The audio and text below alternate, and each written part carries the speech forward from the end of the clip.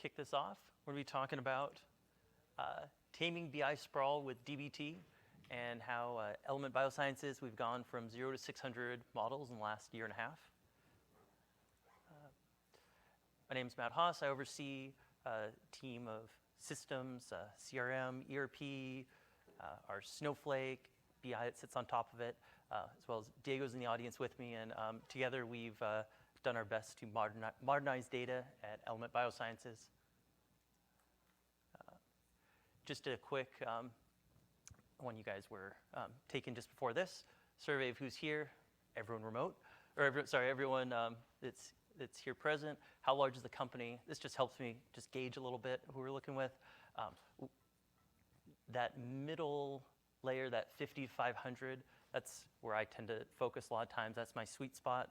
I got into this stuff doing ERP implementations, and right around 300 people is when a lot of companies get off of QuickBooks and into NetSuite or one of those bigger ERPs. How many people support BI? I'm always jealous of the greens and the yellows there. I'm definitely in the red, but I'm hoping definitely to keep growing our team.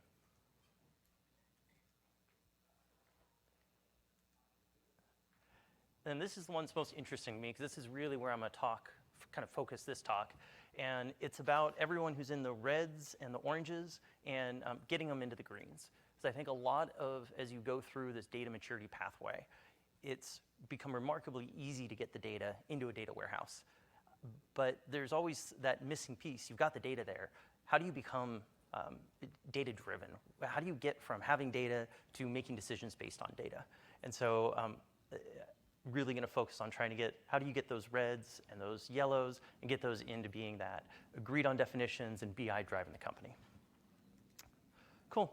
So that's kind of helpful for who we have here and what we're going to be talking about. Agenda-wise, I'm going to talk just briefly about Element. It's kind of interesting to know what our use cases are and why data is important to us. I'm going to go through kind of the two phases that our company has gone through, which is the first one, just the data stage, just trying to get the data in the data warehouse. And the second one is what I'm calling the people stage. How you get people to agree, get definitions, get all the data to kind of be harmonized and work together. Then I'll go through two little use cases about how we've done that. So who's Element Biosciences? We make a DNA sequencing instrument. That's our Avidity platform right in the middle. If you're not familiar with DNA sequencing instruments, you may be familiar with companies like 23andMe, where you spit in a tube and you send it out, and they'll put that DNA on an instrument, and then out the other end pops your DNA sequence. And it's a fun industry to be in, particularly where this is driving medicine, science, research and development from biotech and pharma. If you go back around 20 years or so ago, there was this big human genome project and spent upwards of $1 billion to sequence the first human genome. Fast forward to this year, and Element Biosciences, we announced a $200 genome. And so the price of DNA sequencing is just really come down. It's enabling R&D, it's enabling science, and it's really driving a lot of where medicine is going. So that's who Element is. But it also means, since we manufacture an instrument, we have a lot of interesting data. We have manufacturing data. We have telemetry data off the instrument. We have all of this rich amount of data that we're now trying to figure out what do we do with it and how do we use it. I'll start with the 600 models. Every time I go count them, I'm a little surprised, especially with the size of our team. And so just thinking about like how we got here and how we get out of having so many models and so much data. When I start foundationally, I kind of go back to at a startup. When you're a startup of one, there isn't a data silo. All the data is just your data. And it's not until you start growing and start having different departments that work in different areas that the silos develop. And they develop not because anyone wants to silo their data, but AR and AP, they're off doing accounting, and they're just trying to set up their data and set up their process as fast as they can. On the product side, they've got to get a product out the door. And so they're developing their data. They're identifying what a customer means to them, what the product is, and what the product offerings are, so they can put it on the product drop-down list that their customer has to pick from. You also have the software team doing their own thing, commercial doing their own thing. And all of these different silos of data, they just organically form, not because anyone wants to silo the data, but just because it's a lot of work to get everyone to work together. So the first thing I did when I walked in, I said, okay, we've got all this data. Let's put some structure on it. Let's put our medallion architecture in. Let's get our raw data coming in. We use Fivetran, suck that in the data warehouse. We then do some staging. We use dbt, and we produce some gold data. And at the time, I said, great, right? We've got some gold data. We can start doing some reporting on it. And it felt a little bit like this. We just grabbed everything, all of our different data sources. We threw it in a funnel, cleaned it up with dbt, and said, here, let's do some reporting on it. But when we kind of stood back at what we had made, what we really just created was the same data silos, just in a data warehouse. We still had our ERP data that was siloed together, and I've colored them by department. So blue is our account department. They've got their budgets and their ERP data, and it was over there in some schemas, all the way prepped through gold. They could do the reporting, their BI on it, but it wasn't the same schemas and tables that the software team was using. And we had our CRM for the sales team. It was their own set of schemas and gold reports. And that felt wrong. It felt like we were doing data warehousing, but we weren't using the data in the best way that we could.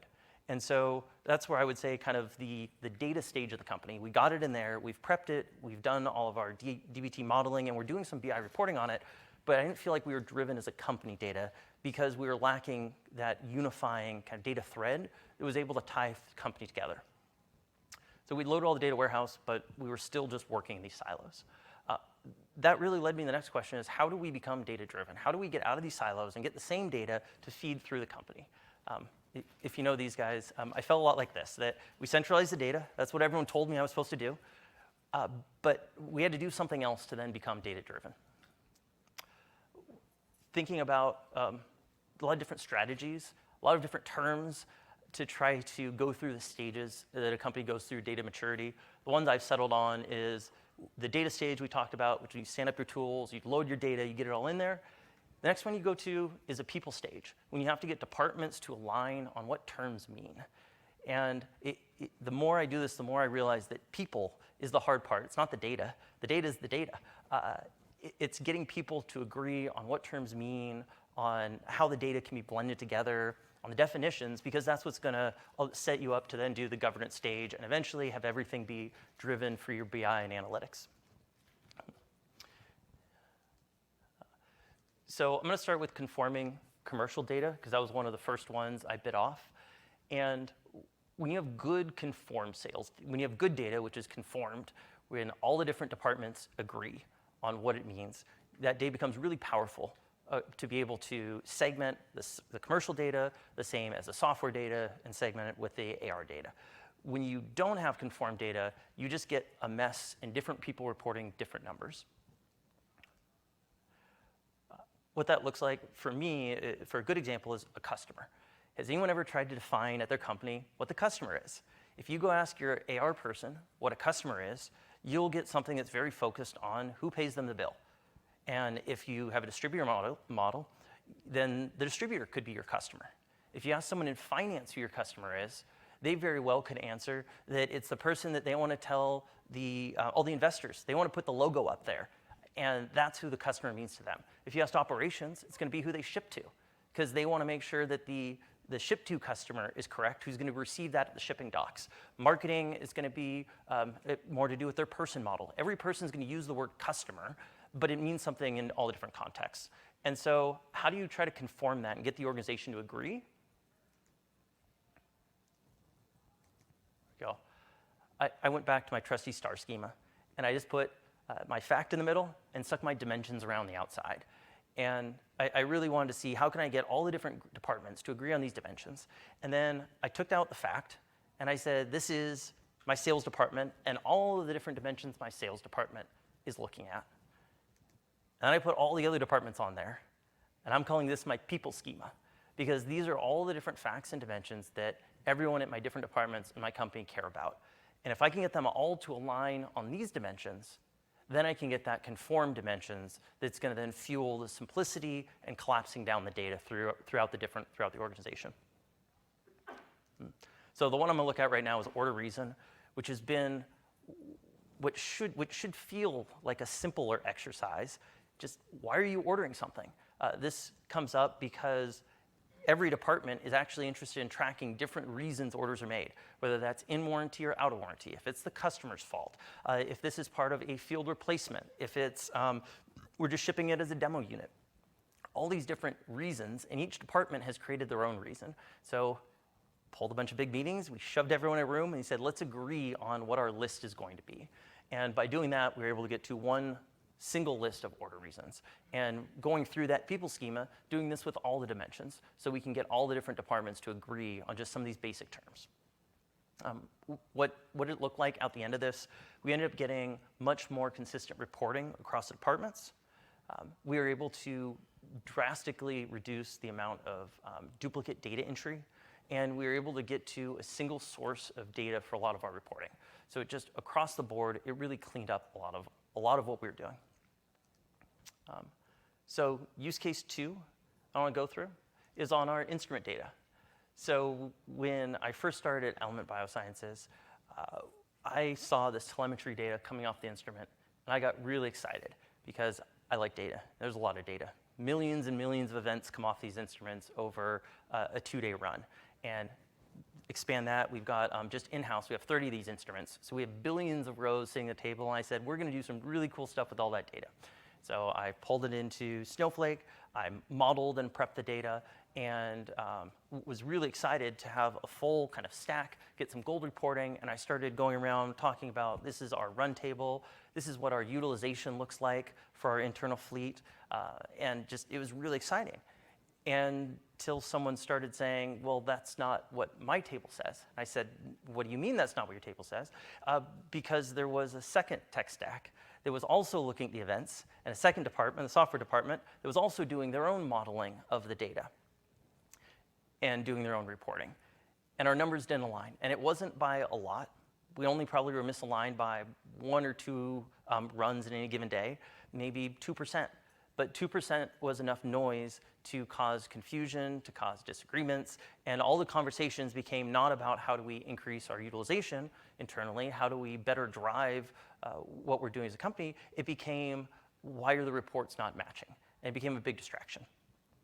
Until I found out there was a third source of data, that our product team was also, had a full data model that they were, and this was what the customers could see, and they could report on and see how many runs that they were doing. And that didn't align with any of the other 2. And so, needless to say, that this is a problem.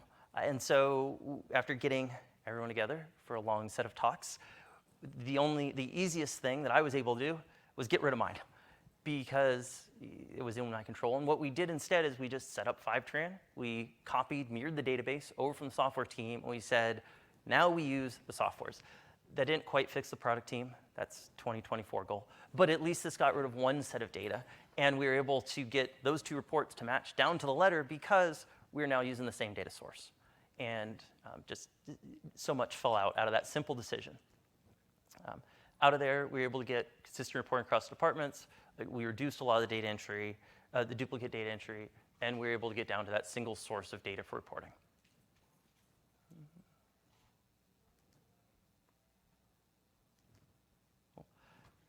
So as far as what it looks like to me now to have this data-driven plan, phase 1 is centralize the data. Phase 2 is conforming the dimensions, consolidating the data down, and then phase 3 is using all that to then become data-driven. Thank you. I flew through these. So let's go ahead and just open it up for questions. Anyone have any questions about getting departments to align? Yeah. So now it's a 2024 goal to align with the product. One of your items was consolidating data. How do you think about consolidating the software and the product data? Yeah, so question for remote audience is how do you consolidate the product and the software data going into kind of 2 different data sources? This was a fundamentally interesting one for me to get into because I am very relational data focused. I think about getting customers, and you have your customer ID. The software team, how they've structured their data is it's JSON, and instead of being relational focused, they have a separate table effectively for each customer. And that's makes a lot of sense from a data privacy standpoint, but from a data reporting standpoint, having different tables makes kind of for lots of challenges. So I think where we have to go is first, we have to be able to get their NoSQL data into something that's a little more RDS, be able to collapse down all the different schemas, because right now they have a different schema for each customer. And probably we'll do some DBT macros that'll be able to condense those different schemas down dynamically, and then we can start trying to get some harmony to it. There are more details to the process of conforming dimensions, like who you need in the room, how Yeah. to create buy-in. Absolutely. Should an engineer or business analyst be doing that? Yeah, so for dimensional conformation, conforming the dimensions, I think you have to have two different groups in the room, and then everyone's got to be aligned. The first one is the people doing the work that are entering the data. Because if you don't have nice, clean data, you can't do a lot with it. But you also need the executive buy-in that this is an initiative that wants to go forward. So I would always start the conversations with the executive sponsors, our SVP of software, SVP of finance, and we'd say, we want to align and get a consolidated data source. And then we have that executive sponsor along with the day-to-day analyst and the end user, and that becomes kind of the Tiger team, the working group that's going to drive this to completion. How did you sell the value of doing that consolidation versus sticking with the status quo? Because there's time and money and people, hours that go into that. Yeah, I think a lot of that has to do with looking at where you want to be as a company, and if you want to be driven by dashboards and reports and the data, people have to be able to trust the data. And I think that fundamentally is what's fueling a lot of our drive forward, is this, we want to be certified data sources. We want to have data that we can trust and we can all rely on. And as long as you've got different definitions, different reports, Excel files, data silos, it all gets in the way of having that trusted data. And I think as long as people feel that angst, if they're happy and they're complacent, you're not going to get big structural changes in the org and the data. But when people are frustrated and they're not able to get the reports they want, they're usually pretty open to driving some change.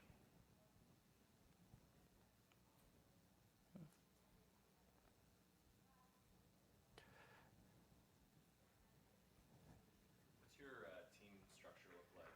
Yeah. You said you were working with a pretty small team. Yep. I'm curious what your responsibility divvying up looks like, and Yeah.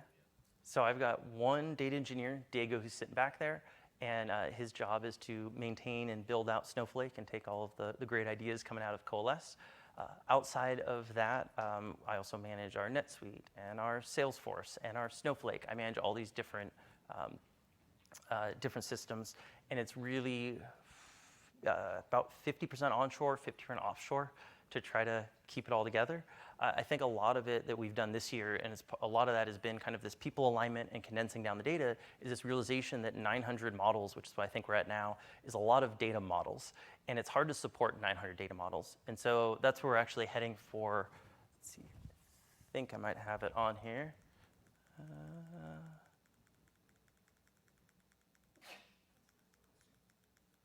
There we go. So that's where we're heading after the gold data is to our platinum data, our certified data, and being able to say, that's great, we have all this data and it's all in there, it's modeled, but we need to really do some actionable. I think we're down to just 6 or 7 tables. Your order table, your purchasing table, your run table, your instrument table, your customer table, to get down to that kind of core set of tables that you care about and really focused all of your energy and attention, and realize that a lot of these edge tables and a lot of the stuff we built out, well, interesting from a data perspective, may not be the thing that drives the company forward from what moves the needle on the BI. What is it that the finance team is going to use to present to the investors? What's the thing that the commercial team is going to pull up on the executive dashboard? And so using that as our lens, the tables and the data that's really going to move the needle for the company, that allowed us to kind of focus down that data set that better meets what we can resource and really support. And then what falls out from that, once we've kind of narrowed down and isolated our interest onto these certified data sources, we then are taking all the fun tools and techniques that have come out of Coalesce this year, by some of the branching projects, some of the data validation, testing, I think data fold, a lot of those techniques on validation that are going to allow us to come back and say, we're not going to worry about our whole 900 models in our data warehouse. But for these 50 models that build up these 6 tables, those are going to be bulletproof. And that's something that we will support and push out to the whole org and be able to maybe not drive the whole business on data, but at least for that 80% to focus on. So building on that question about team structure, so you guys have analytics engineers and analysts in each of those departments, and like you're working together to have like a decentralized approach. And there's no central authority, and I guess how does that work? Yeah, that sounds wonderful. I would love 6 analytic engineers to like put out to the departments. I think as bigger teams, I've heard about having pods, and you can deploy the pods in the different departments. Right now, it's I think there are like 3 or 4 people with solid SQL experience in my company, and so we end up just doing a lot of training courses with the different people. We find our best end user, who's usually the things I'm looking for is someone who's got a lot of interest and they really want to learn. If they've got some Python experience, all the better. And we put them in a data course. I like Data with Danny, and we get them trained up as much as they can in SQL. And then we make sure that they've got their managerial and line support. A lot of times we'll pull them into the meetings. And if we can get that, then that becomes one of our spokes of support. And the more of those we can identify and define in the different departments, I think that's what we're trying to build for our data strategy through the departments.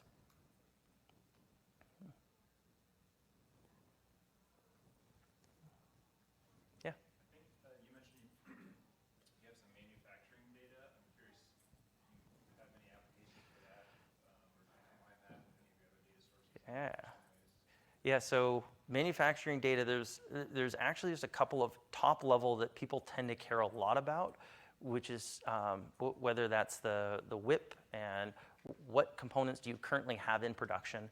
Sometimes you can get that in your MES software. We've had less good results getting that directly reported out of our MES software. And so we do a lot of that kind of modeling and preparation to figure out what our inventory and our costs and everything that's currently in production.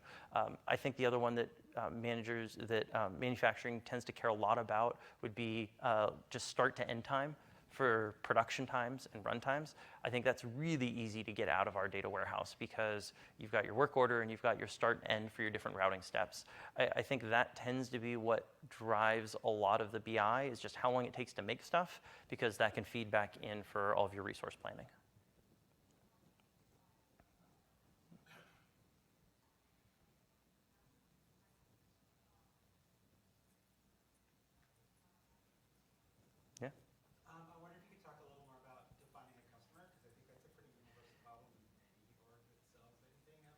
Yeah. Just the fact that there's so many different ways to look at that from Yep. Even within just a sales mix, there's so many different ways to Yep. talking to organizations who's running the PO. What were kind of your decision points on looks like you consulted and possibly an opportunity, and then how do you kind of get that dimension to go across Yeah. the other silos? So the question was about how do you consolidate on a customer definition?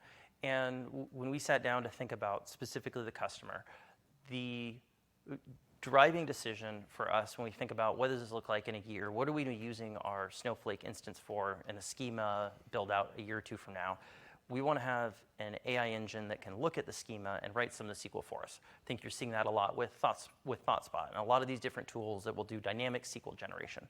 To do that, you need to have across your tables you need to have a uniform definition.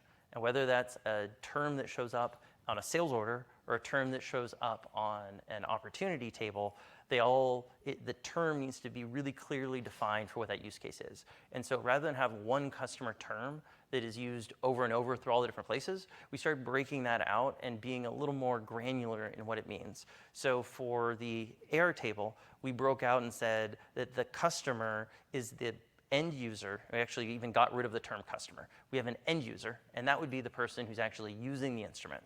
And then you have a distributor, which would be the person if it's going through a third party. You'd have I think we have the sales customer and I believe, shipping customer. And we end up just having 4 or 5 different customers. And that way, on any record you're looking at, it becomes really, really clear which customer record you're referring to. Yeah. That was a fun one. And it's one that does, every organization has to deal with what the customer needs.